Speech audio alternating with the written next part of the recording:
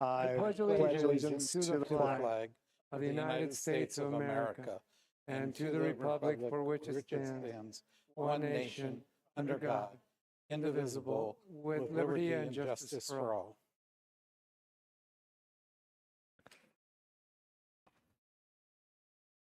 And we will go ahead and move on to roll call. Ms. Palacios. Governing Board President, Dr. John Sparks. Present. Governing Board Clerk, Mr. Bruno. Present. Governing Board Member, Mrs. Amy Petersmark. Present. Governing Board Member, Mrs. Denise Reese. Present. Governing Board Member, Mr. Raul Rodriguez. Present. District Administration Superintendent, Dr. Manuel Valenzuela. Present. Chief Financial Officer, Mrs. Lisette Huey. Present. Assistant Superintendent, Mrs. Darlene Robinson. Present. Assistant Superintendent, Mr. Scott Downs. Thank you very much. We'll go ahead and move on to the next item on the agenda, the approval of the agenda. Dr. Valenzuela. Yes, sir. President Sparks, members of the board, at this time, I do recommend approval of the agenda as it was revised. Thank you very much. We have a recommendation. Do we have a motion? So moved. Second. Motion and a second. Any further discussion on the revised agenda? Seeing no further discussion, all those in favor say aye. Aye. Any opposed say nay.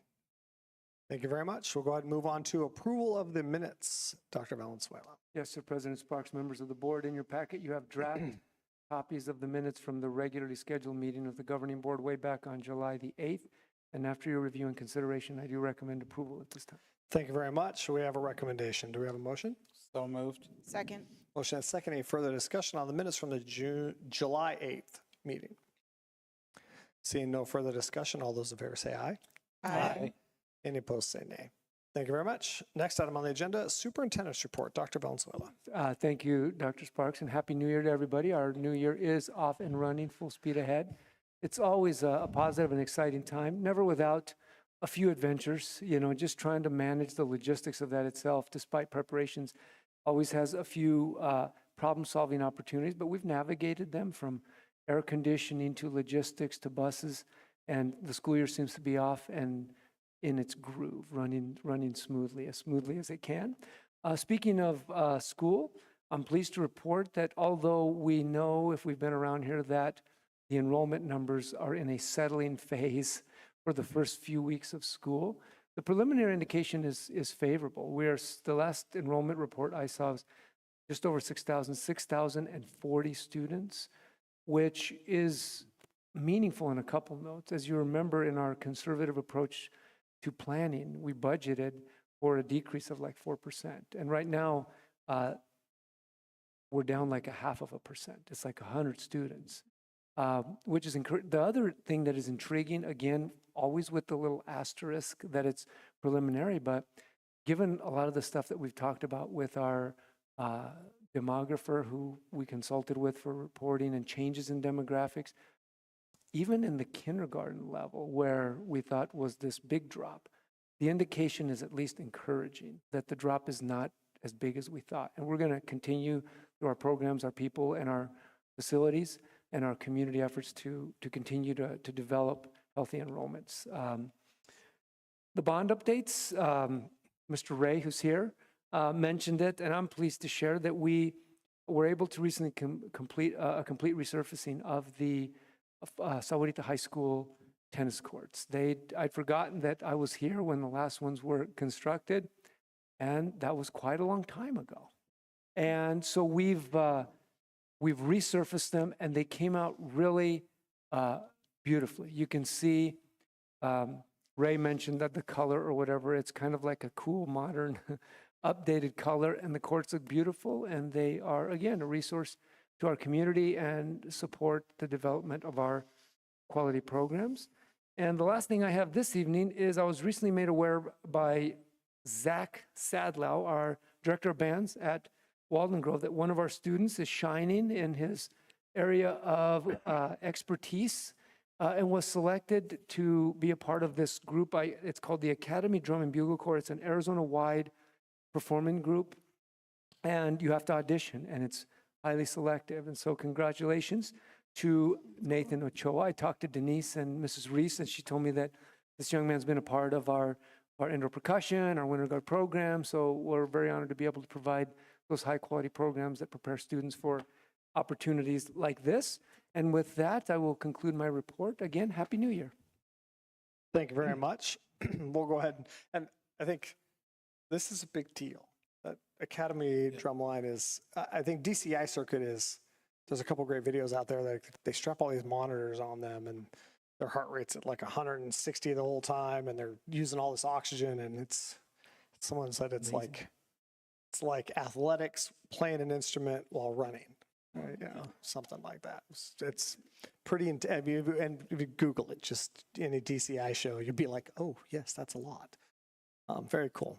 And I was there actually, I watched them clean up the tennis courts. It was kind of cool. All right, we'll go ahead and move on to board reports. Sorry, I was talking over that. Mrs. Denise Reese. Thank you very much. Tonight, I just want to put a shout out to parents and to a lot of our support staff. The beginning parts of school are always crazy, and if you've got kids with any kind of anxiety or anything else, it can definitely be a challenge. But also a shout out to all the volunteers that work in our campuses. Again, the start of school is a lot. And if you've been on any of the campuses, thank you very much for your probably tremendous number of unpaid hours that you are working on these campuses. It's definitely a labor of love, and definitely appreciate everything that you do for our campuses and for our students. So, Thank you very much. Mr. Raul Rodriguez. Thank you. I want to echo it. Myself have volunteered. Much into everybody. Thank you very much. Mrs. Amy Petersmonk. Yes, sir. Thank you. So exciting that the school's back in session, and the first day was wonderful. We had a great time visiting all the schools, and as you both said, thank you to all the volunteers that were there the first day. It was just so much fun to see all the kids running around, smiling faces. Sports are back in, band, dance, cheerleading. So the first football games for both high schools, guess what? They're playing each other on August 28th. So let's all be there to support them. That's going to be super exciting. See the bands, the cheerleaders, and everybody is going to be so great. So it's always the little things that are the big things, and those are so much fun to just see all the sporting events. So everybody can come out and spend the night. That'd be awesome. And any other event you guys can support this first quarter would be fantastic. So thanks to everybody. Thank you very much. Mr. Anthony Bruno. Oh, Anthony, am I in trouble? I read it. I always call you Andy, but it says Anthony, so I had to say it, So we agree with my colleagues 100%. A lot of work goes into school gearing up again. I just want to say that gearing up does not happen in a day or two. It happens over the summer, quite frankly. New hires go through quite a regime before they have a classroom. We have people who take them on tours so they see the district. They know the areas that the kids are coming from. And everybody is part of that team. And it's a big team to get it ready to greet the new year. And I want to thank everyone involved in that. Thank you very much. Echo, the first day of school is always an exciting event, but it is lots and lots of effort by a lot of people, I think. And it's in my professional role, I watch the districts come online across the valley, and I think everybody is back in now. I think TUSD was the last Thursday. But just watching that and watching kids go through that shift back into school mode. And I think a little harder, I think, than it used to be. Sleep schedules as a whole are disrupted more than they've ever been. And so people say, oh, it's summer. I don't care if it's summer. They should just go to bed at 9 o'clock. Spoken like the psychiatric guy. But it's just fun to watch that event and just hear everybody going back. And just as everybody rolls up, and I'm grateful for all of the effort because it is a Herculean effort. Volunteers, parents, teachers, administrators, and I know we've rolled over. We've gained a couple new administrators, and I can only imagine their days. You know, new schools, new jobs. It's always an exciting event, and it was really, I think, pretty special to attend some of the professional development onboarding. I think our professional development team, they just do such a great job helping people on board to methodology and culture and moving forward in that process. So it's really cool. And I think super excited to hear that the numbers are positive, at least Trending favorably. trending favorably. And I think, talking to a demographer, like there's a lot of conversation in the world, but the reality is people just having less kids. Right. And so it isn't the pie isn't actually getting split up anymore. Those are pretty stable. We know how many are here, but Right. that pie is getting Getting smaller. smaller. So I'm just grateful that here in our neck of the woods, it's not gotten much smaller. Yes, I sir. think Vale and Marana were the only ones with the positive growth last year. Everybody else, and much of the state had very few places had a growth. Yes, sir. And so grateful that ours is trending at least flat Yes, sir. or flat-ish. We'll take it. So I think that's all I have to say, and just grateful for everybody's efforts as they start the school year. So we'll go on to the next item on the agenda, and we have no recognitions for community staff or students this week. So we'll go ahead and move on to call to the public. Mr. Bruno. So I'll read the ARS statute before our speakers come up and remind everyone that pursuant to Arizona Open Meeting Law, ARS 38-431.011, governing board members may not respond to, comment on, or ask questions of the speakers regarding matters that are not listed on the meeting agenda. Board action on each matter is limited to directing staff to review the issue. To ensure efficient use of time, speakers are encouraged to avoid repeating comments made by previous speakers, concerns or complaints regarding a specific employee or district representative should be directed to that individual, supervisor, or to the superintendent in a private meeting. Speakers are respectfully asked to limit their remarks in 3 minutes or less. And our first one is Noah Sumberg. I'm here to talk about ESAs again, because they did grow to 101,000 plus this year with 6,000 pending. It is a very large entity and is growing, and it's growing across the whole state because it is useful, and other districts have found a way to partner and benefit from it. So I'm going to talk about JTED because that's the first one. I've sent stuff last time, but you guys it submitted it, but of course wasn't it. So I'll talk about JTED this and talk about a different district. But they charge about $700 credit hour. They coordinate with students. They're happy to have anybody in it. They have a very successful program. They're very open to bringing in those JTED students that do ESAs because they know that they want to serve all the students in the area. You have that same opportunity, same thing, get the same benefit, get the same cash flow, get the same utilization, get the same talent that the JTED's doing in many other districts around the state. The choice. You guys have to choose to make the choice or not. So far, you've made that choice. I'm strongly in disagreement with it. I want you to try to benefit the whole community, serve everybody. And there's financial, you don't have to follow the JTED pattern. People aren't asking to utilize you guys without cost. They're saying, give us an option. Not that hard. Offer an option that's fair, reasonable, and balanced and meets your needs. Gives you an opportunity to expose people to your district and the good things that are there. Gives you an opportunity to be challenged by competition, accepted in your area. And it gives you a funding source. I am still baffled at what negatives you see by bringing in people in that are from the community benefit this. Totally don't understand your position. So I'd like you to reconsider, because what you've chosen to do doesn't maximize good for the people in the district, in the community, the students that you're supposed to serve. Thanks. Thank you, Noah. Our next speaker is Ray Wardlaw.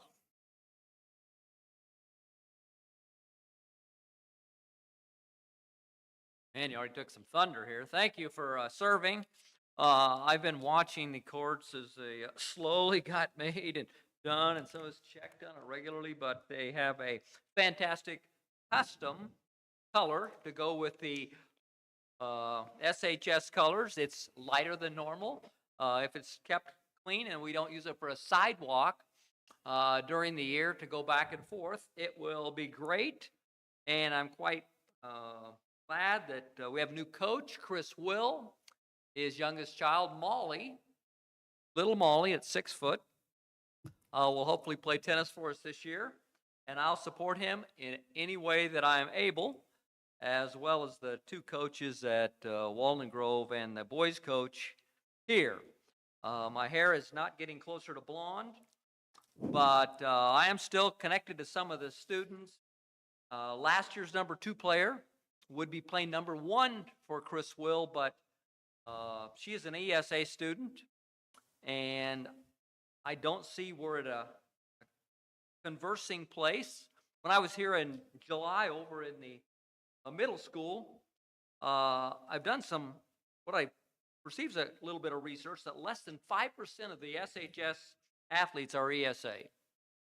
And as one of the parents said, I would pay 10 times, which is $65, for my daughter to play.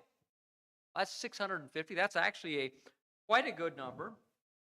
And so I have not found this to be a good way. I mean, I know some others, Scott and Chrissy Swigert. Chrissy was the coach for the swim team last year, and they have a son that graduated from here, Connor. He's in his 2nd year at the Air Force Academy, but they have 2 younger students, and one of them, Laura, will not ever be, with her special needs, to be able to be served by a public school system. If you think you can, come talk to me. But I've done some research, and I don't think you'll be able to meet their needs, even if they wanted to come in here. So high school generation is only 4 years long. I hope that this is solved sooner rather than later, but I will support, especially the tennis program, in any way so that we can get the things up and running on a winning method with the new coach. Thanks a lot for your time and for your service.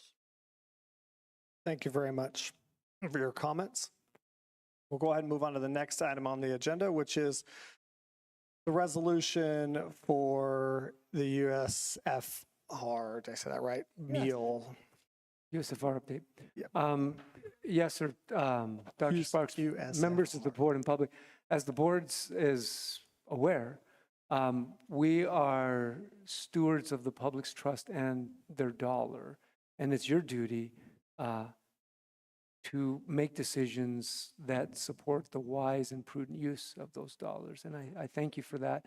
This is an example of that. The USFR has provided an update that really doesn't conflict in any way with what we have always practiced and with norms that we basically have in place. Basically what the but it's now required that the board formally take action, one of which I will recommend is that you adopt a resolution.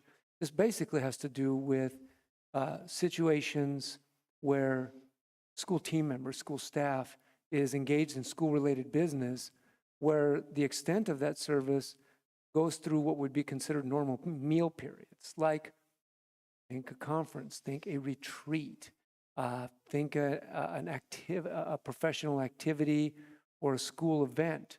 And really all it says is that in approving the resolution, it says that you affirm that sometimes it's in the best interest of the district to provide those provisions to keep people nourished so that they can do their work. And that sometimes they work through extended periods. And that you authorize allowing for these provisions with the allowable conditions, which have always been part of the regulations. One is that that we stay with the daily reimbursement rates as provided by the Arizona Department of Administration. So if we go somewhere to a conference, there's a certain amount that you can spend, and you have to stay within those provisions. The other thing is that any such expenditures have to be supported by proper documentation. You have to actually bring back your receipts and show that what you spent, what you're reimbursed for is within those parameters, and that we're only allowed to use certain funding sources, specifically undesignated gifts and donations, auxiliary type functions like that. You can't just pull it from any funding account. So, which is pretty standard, reasonable practice within appropriate parameters. But it is required. And so you have the resolution. I think I've basically summarized the main ideas. And at this point, I would recommend the board's approval of this resolution to comply with the latest USFR update pertaining to staff meals. Thank you very much. We have a recommendation. Do we have a motion? Motion and a second. Any further discussion? I just want to make sure USFR stands for Uniform System of Financial Records. And I think that's important for people to know that this isn't some random document or request. A school district is required to account for literally every penny. And when I mean penny, I mean penny. And we're required to document, track, spend, utilize those funds in very specific ways. And part of that process is the USFR structure and consistency, and following the per diem recommendations by the state for meals, for example. So we've already holistically been doing this already, but this is now required for us to have a resolution. You summarized it well. And I think, unlike many academic expenditures in our state, school districts are held to an exceptionally high standard. So a charter school can, for example, pull that charter money in and send it off to a charter management company, and it's private, and no longer we know what it's spent on the whole entire amount. School boards can't do that. All monies that come in get reported to the state, and it's public record. You can go look it up. So I think it's important that I just want, I've been doing this long enough. I think it's important for people to know. And we have a whole group of Boy Scouts sitting here to recognize that as a school board, as a school entity, as a subdivision of the state, as a government entity, we're required to document that expenditure at a really high level. And we always get very clear. And that we are evaluated and audited. We are. Frequently and on multiple different levels and dimensions due to that very high standard of public responsibility, which we take on. And every year we get audited of some kind. Oh, yes. And yes. Anybody, I know multiple other people on this board have sat in the president's role. You get a phone call every year that says, do you know of anybody or any person, any entity, any structure in your district that is utilizing funds inappropriately? Right. You have to sign. It says that. I don't know that. So anyway, I think that's just, I like to add that. So, all right. No further discussion. All those in favor say aye. Aye. Any opposed say nay. Thank you very much. We'll go on to the next item on the agenda, which is advisory policies 147 through 164. Dr. Valenzuela. Yes, sir. Thank you, President Sparks, members of the board and public. As members of the Arizona School Board Association, we subscribe to the valuable services that is provided by the association, which includes managing new legislation, new court rulings, and new practices that come down from organizations like reference agencies like the USFR. And they keep our policies up to date, and they bring advisories, so recommendations. If the list looks somewhat voluminous, which it does, and I'm warning you, there's another one coming. It's for a couple reasons. One is, not that long ago, the legislature just finished their session. So there's always new laws and things that they have to change to comply. The other thing is, to the credit of ASBA, they're in a process of trying to revamp, streamline, and kind of condense the structure of those policies to make them more nimble, more user-friendly, easy to use. And that's a process. And we know that takes some time. But so these that you see here are reflective in some way, shape, or form of one or more of those categories: new legislation, new court ruling, new regulation, new law. And just in summary, you've got issues involving placement of special education students. You've got issues about flexibility regarding the use of weapon detection systems, if you use like metal detectors. You've got something in there about promotion and retention of students in relation to that move on when reading law, and laws involving the admission of foster children and flexibility regarding those admissions and the management of student records. Those are just examples. So although this is a fairly routine, albeit big package, in line with what I think has always been this board's very sound practice in regards to honoring its duty to make policy. I would recommend tabling these. I believe this is the first read, Betsy. Yeah, so I'd recommend tabling. Thank you very much. We have a recommendation. Do we have a motion? So moved. Motion and second. Any further discussion? This is a big list, but it's not the biggest thing.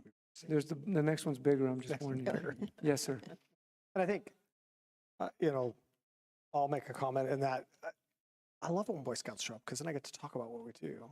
So the body, the 5 board members are elected by the local community, and our first and primary responsibility is fiduciary to make sure the budget is spent and monies are spent both on school services, teachers, buildings, books, buses, booms, and beans. Buses and brooms. Yeah. And also secondary to that would be pretty close, actually probably equal to it, is policy setting. So this board sets the policies with which the entity operates. And that's everything from how we spend money to how we hire teachers, how we manage student enrollment, how we count that enrollment, how we manage students flow in and out of schools, a curriculum, it's all in there. It's a very big policy manual. If you'd like to get some really good reading in, it's very educational. Maybe it might put you to sleep, but this is an update to that. And it gets unruly. I think that this is a large document. I don't think most people realize the size of our policy manual. Big document. It's pretty voluminous. Yeah. I'm just curious, since you engaged thoughtfully with our guest, I'm just curious if your visit is for a merit badge or a skills badge, and is it a particular one badge that you're working on? What is the badge? What is it?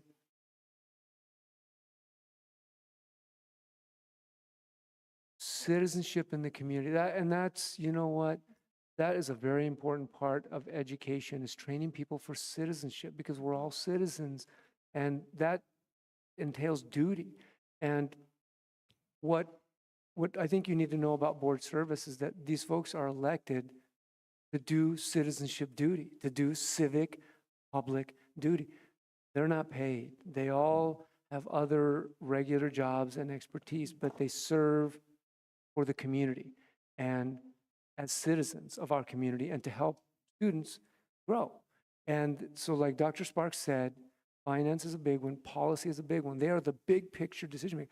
They make decisions about big pictures. So like the gentleman that you heard express their opinions about a particular topic, ultimately, as the elected representatives of the community, as a group, not as individuals, but as a group, that is their duty to take all that in and make the best decisions that they believe are for the greater good of the whole. And it's an important process for our community and for our democracy to work. So thank you for taking the opportunity to teach, because we are teachers after all. Yeah. Thank you, Dr. That's great. And thank you I think that's all. I do mean it. I love it when the Boy Scouts show up, because they come and get to see the process. And today's process may not be super exciting, but it's very important.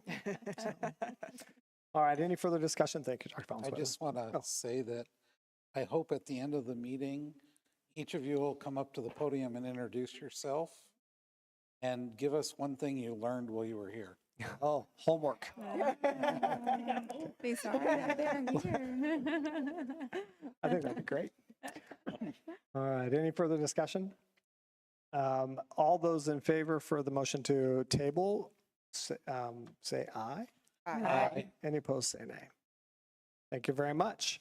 The next item on the agenda is the Prop 301 Performance Pay Plan, which is a very important document every year, and I'm It's grateful. very important on a few levels, but as I get older, I can't help but ponder things like that when Prop 301, which was a voter-approved ballot measure that added a 0.6 cent sales tax to support education, that when it was originally passed, none of these young people were born. It's been around a long time. It's been around, so it's worth kind of schooling a little bit. It was, again, a sales tax that then was renewed, and it is designed to support public education. And I say that because when I talk about boards making big decisions, they can do a lot of things. They can put it in for, it has, by law, the laws give us boundaries. One of them on this law is it's got to go for teachers. We can't use it for maintenance or fixing roofs or building new stadiums, nothing. It's for teachers strictly. But there's flexibility. They have a menu of things you can use it for. And as long as I've been associated with the district, which is 21 years, and I think I could extend it farther, not to poke jabs as I sometimes do with Mr. Bruno, but he was on the board previous to his current term.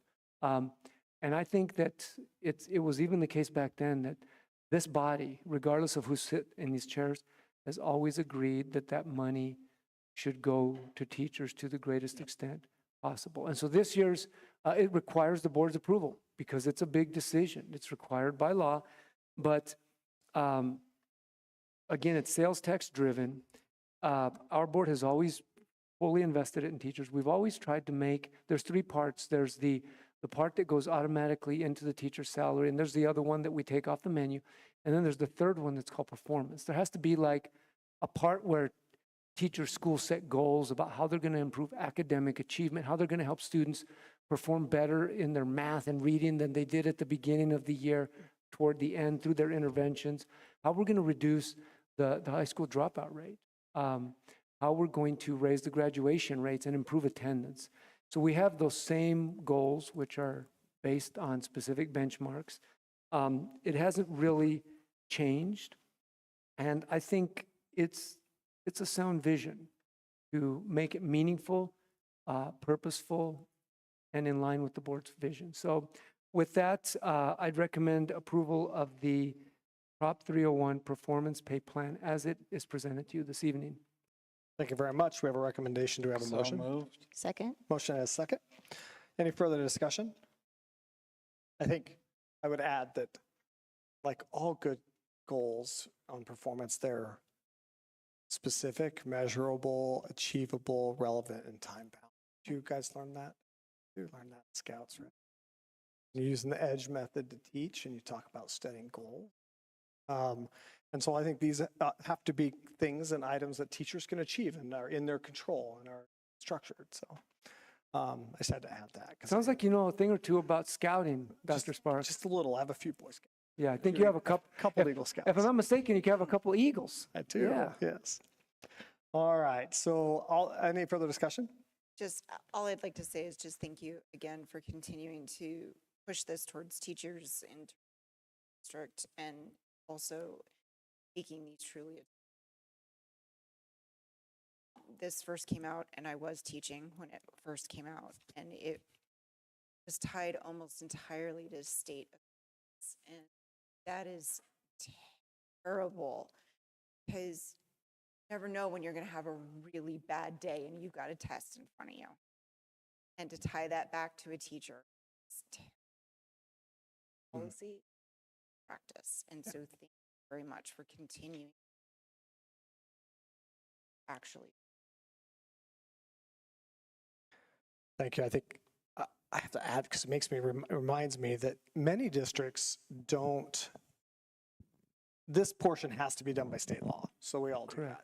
that. Yes. But this district also has always wholly held the 301 money as a separate portion of the contract. Doesn't get mingled in with the standard budget. Right. And I think that's important because it means that they actually get almost two contracts. So they get a contract and a 301 contract in essence. And is that a good way to put that? Yes. And I think why that is important, as you sit here as Boy Scouts and listen to how the government works, it's this district, which is not, I've actually learned we're a rarity. Lots of districts don't do it this way. But when anybody looks at our district and says, where does that funding go? We can demonstrate that 100% of that funding, or 99.87, and there's a little smidge that comes off, but yeah. Teacher. But it's really small, but it goes 100% to teachers. It does. And I think that's really important because there are ways to commingle this money and make it less specific.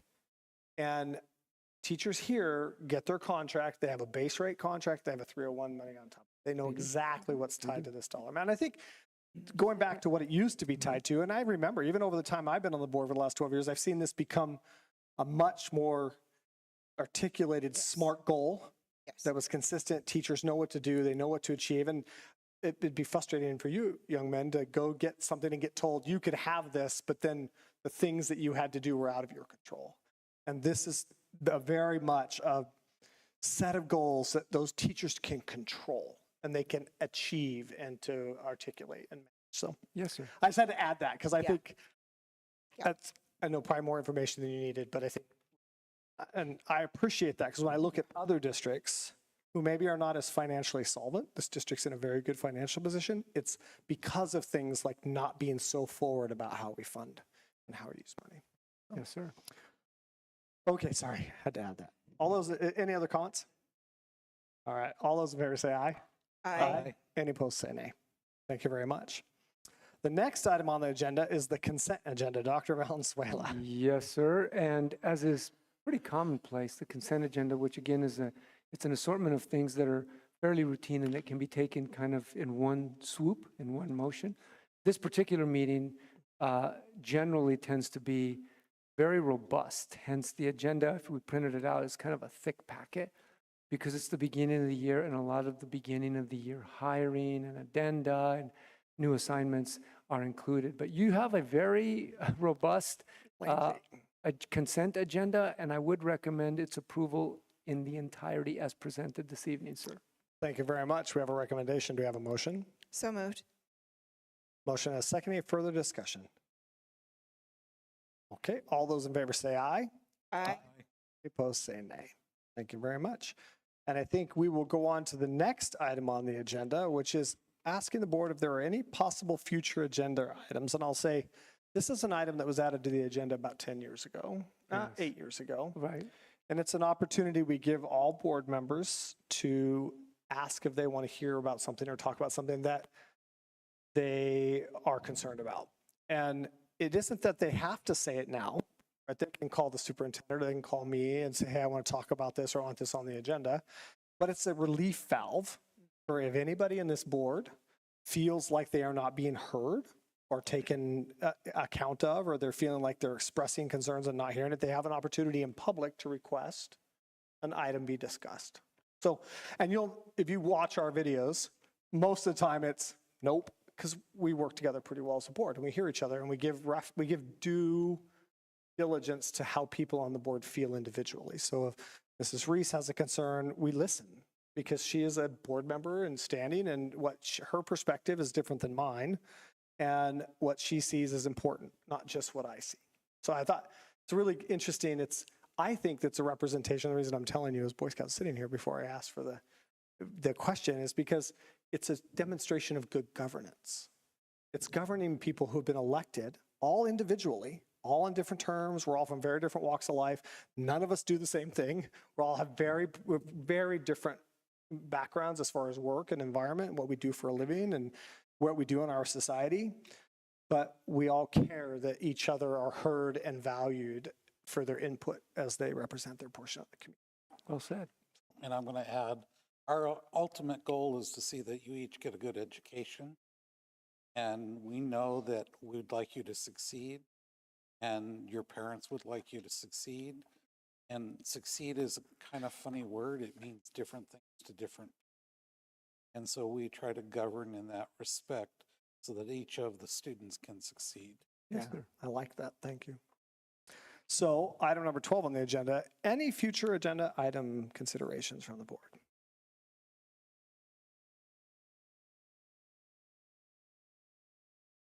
Yeah. Okay.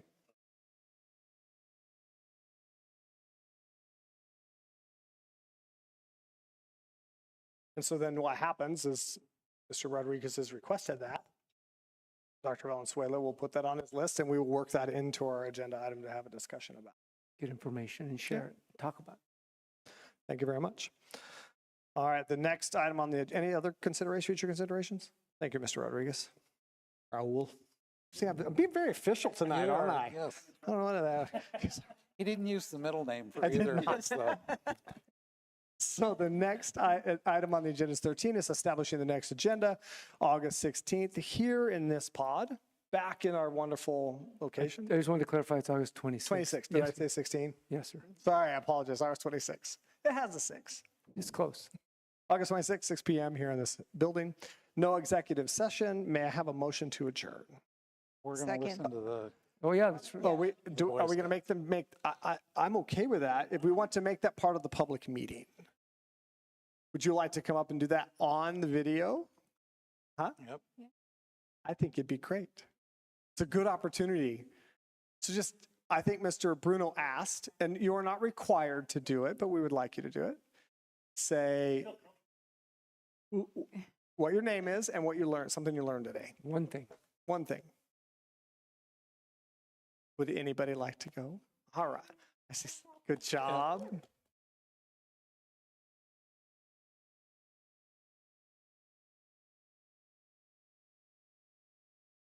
Yep. Yeah, it's on YouTube. My name is Jack Rupp. I'm currently a first class scout and I'm enrolled at SHS as a freshman. One of the things I learned today is that we are one of the unique districts that has federal funding mostly go towards teachers. Thank you. Hello, I am Michael Sizemore. I have learned that about 100% of funds go to. Hello, I'm Jonathan Bartolome. One thing I have learned here is that, actually, same as these two. Sorry. Yeah, I didn't really know that a lot of actually went to surprises me.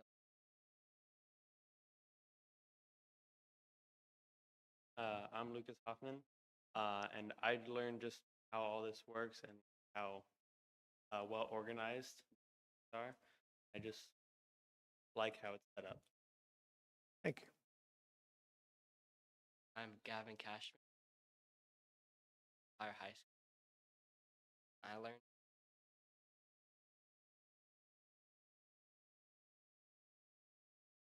Thank you. Thank you very much. And thank you to your leaders too for being here. All right. Appreciate that. Yep. I was thinking after and I apologize. But it's probably good that it was part of the public They meeting. get to be read into the minutes. Their statements are read into the minutes. All right. All those in favor of the adjournment, say aye.